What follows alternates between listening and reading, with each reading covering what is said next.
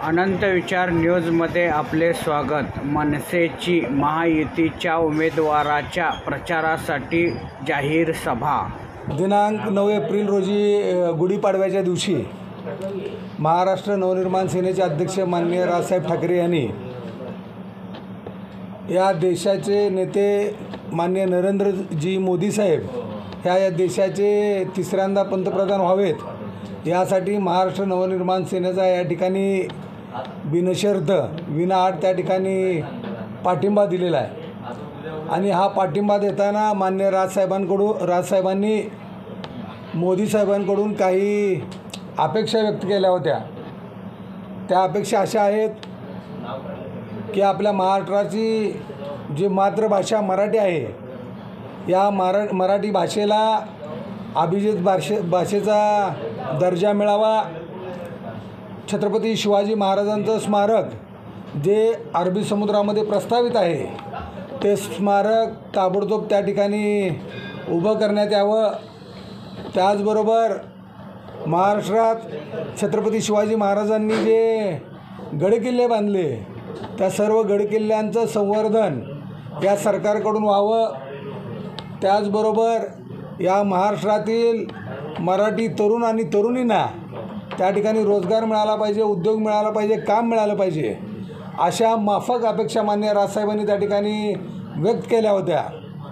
आणि त्याच धर्तीवर उद्या रविवार दिनांक 28 एप्रिल रोजी सायंकाळी 6 वाजता छत्रपती शिवाजी महाराज चौक पंढरपूर येथे महाराष्ट्र नवनिर्माण सेनेची जाहीर सभा महायुतीच्या उमेदवारांच्या प्रचारार्थ महायुतीचे सोलापूर लोकसभा मतदारसंघातील उमेदवार माननीय राम सातपुते आणि माढा लोकसभा मतदारसंघातील उमेदवार रणजितसिंह नाईक निंबाळकर या दोन्ही उमेदवारांच्या प्रचारासाठी या ठिकाणी सभा आयोजित केलेली आहे।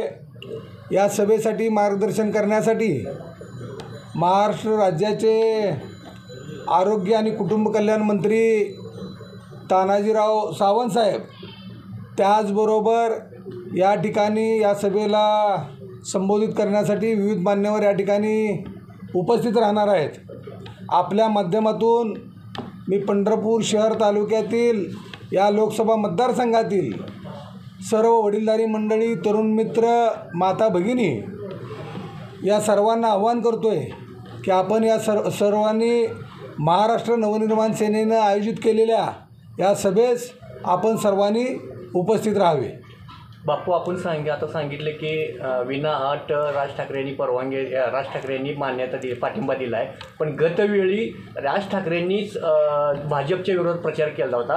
त्याच पद्धतीने आता कुठं प्रचार राज ठाकरे कुठं या देशामध्ये माननीय राजसाहेब ठाकरे हे एकमेव नेतृत्व असं आहे की ज्यांना ज्या गोष्टी चांगल्या झालेल्या आहेत त्या सर्व गोष्टींचं राजसाहेब ठाकरे यांनी समर्थन केलेलं आहे। उदाहरणार्थ भारतीय जनता पार्टीच्या माध्यमातून माननीय नरेंद्र मोदी साहेबांनी या देशाचं जे स्वप्न होतं की या ठिकाणी राम मंदिर उभारलं पाहिजे ते राम मंदिर उभारणीचं काम माननीय नरेंद्र मोदी साहेबांनी या ठिकाणी केलेलं आहे।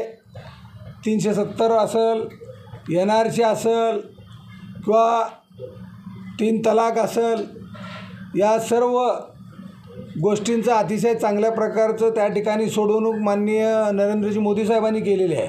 आणि त्यामुळं माननीय राजसाहेब ठाकरे यांनी या ठिकाणी हा पाठिंबा दिलेला आहे।